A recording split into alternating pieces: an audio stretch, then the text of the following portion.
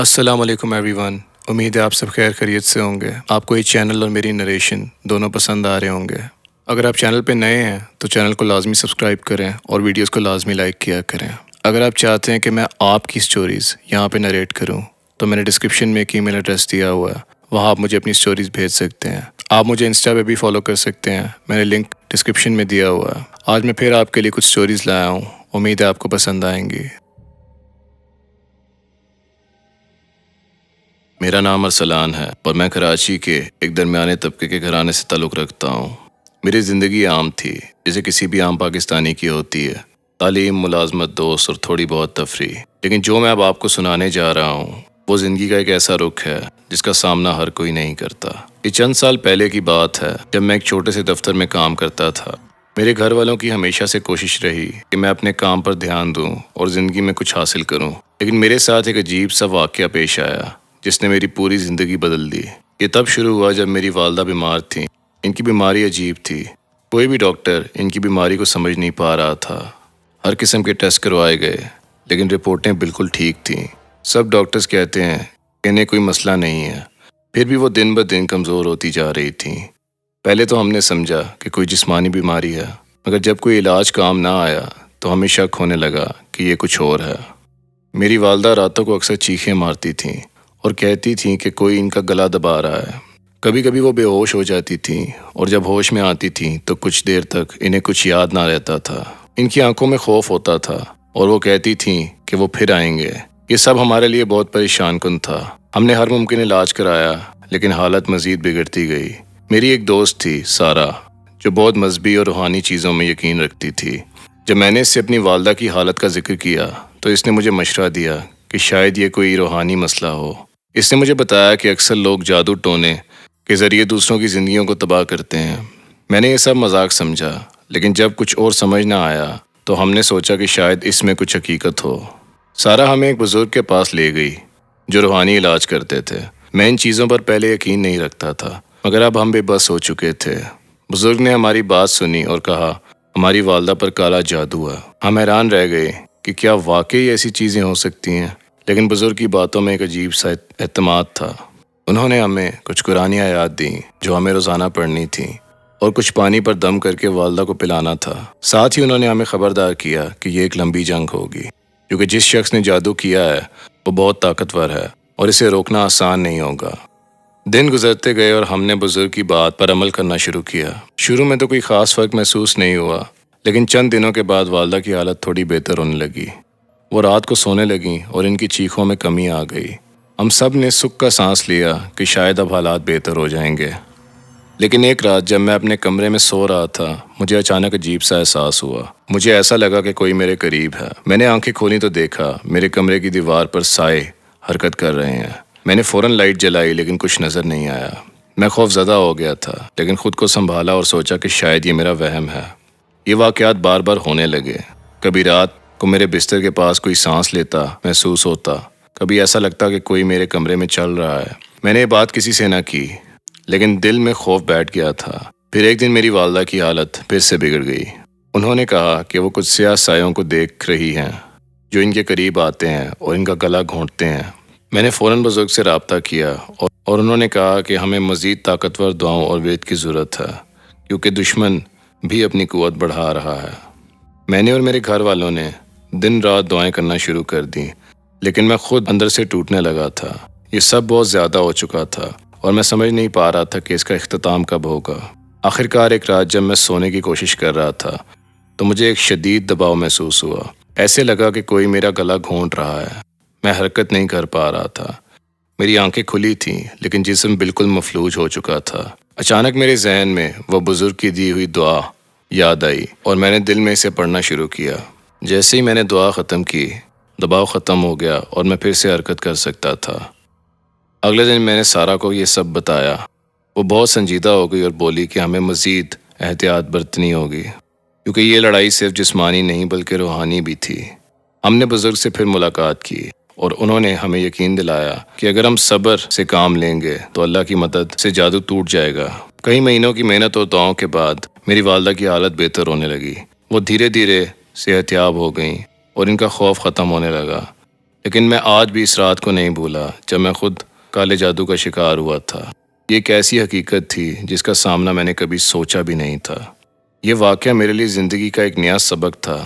میں نے سیکھا کہ دنیا میں بہت سی ایسی چیزیں ہیں جو ہماری نظر سے پوشیدہ ہیں۔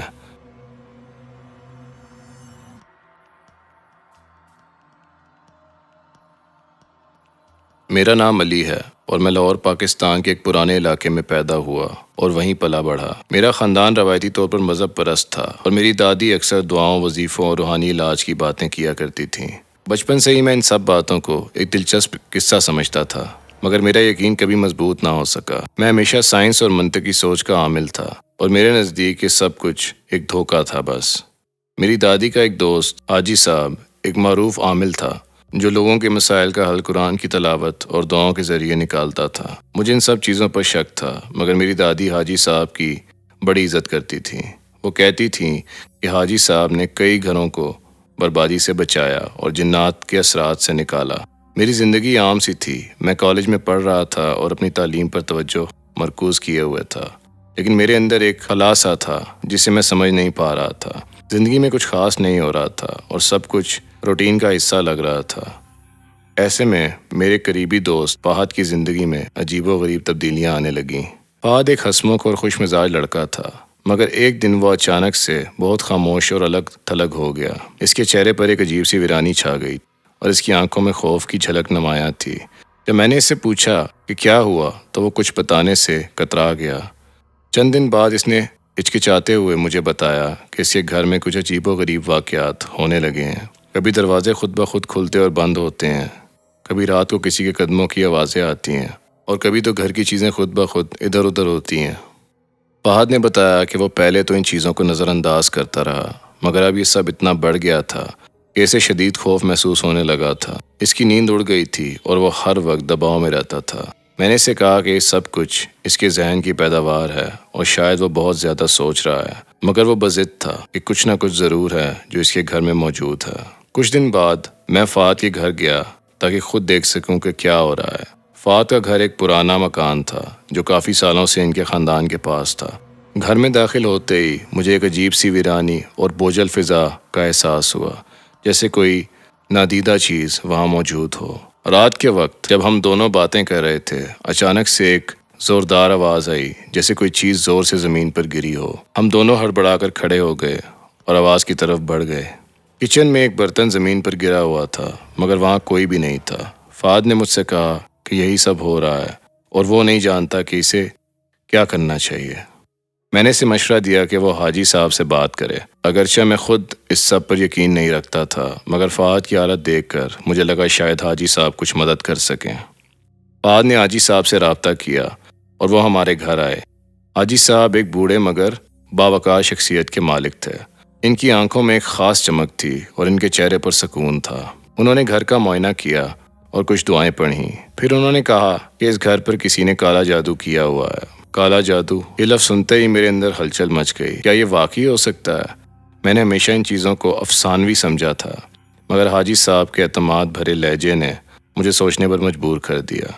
حاجی صاحب نے بتایا کہ کالا جادو بہت خطرناک ہوتا ہے اور یہ انسانی زندگی کو تباہ کر سکتا ہے۔ فہد کے گھر پر کسی دشمن نے حسد یا بغض کی وجہ سے جادو کیا تھا تاکہ اس کی زندگی میں مشکلات پیدا ہوں۔ انہوں نے ہمیں بتایا کہ وہ اس جادو کو ختم کر دیں گے، مگر اس کے لیے کچھ وقت درکار ہوگا۔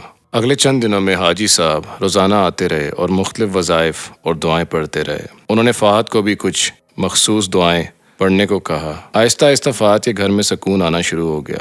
عجیب واقعات کم ہو گئے اور فہد کی زندگی واپس معمول پر آنے لگی۔ میں نے یہ سب اپنی آنکھوں سے دیکھا اور حیران رہ گیا۔ میری دنیا جو پہلے سائنسی اصولوں اور منطقی سوچ پر بنی تھی، اب دھیرے دھیرے تبدیل ہونے لگی۔ میں نے پہلی بار محسوس کیا کہ شاید دنیا میں ایسی چیزیں بھی موجود ہیں جنہیں ہم اپنی محدود عقل سے سمجھ نہیں سکتے۔ حاجی صاحب کا عمل کامیاب رہا اور فہد کی زندگی دوبارہ پرسکون ہو گئی، مگر میرے ذہن میں ایک نیا سوال پیدا ہو گیا تھا۔ کیا واقعی جادو اور جنات کا وجود ہے؟ کیا ہمارے ارد گرد ایسی نادیدہ قوتیں موجود ہیں جنہیں ہم نہیں دیکھ سکتے مگر وہ ہمارے وجود پر اثر انداز ہو سکتی ہیں؟ میری زندگی میں یہ واقعہ ایک موڑ تھا۔ میں نے سیکھا کہ دنیا صرف وہی نہیں جو ہم دیکھتے ہیں، بلکہ اس کے پیچھے بہت کچھ ایسا ہے جسے جاننے کے لیے ہمیں اپنی عقل اور آنکھوں کے علاوہ دل کی سننی پڑتی ہے۔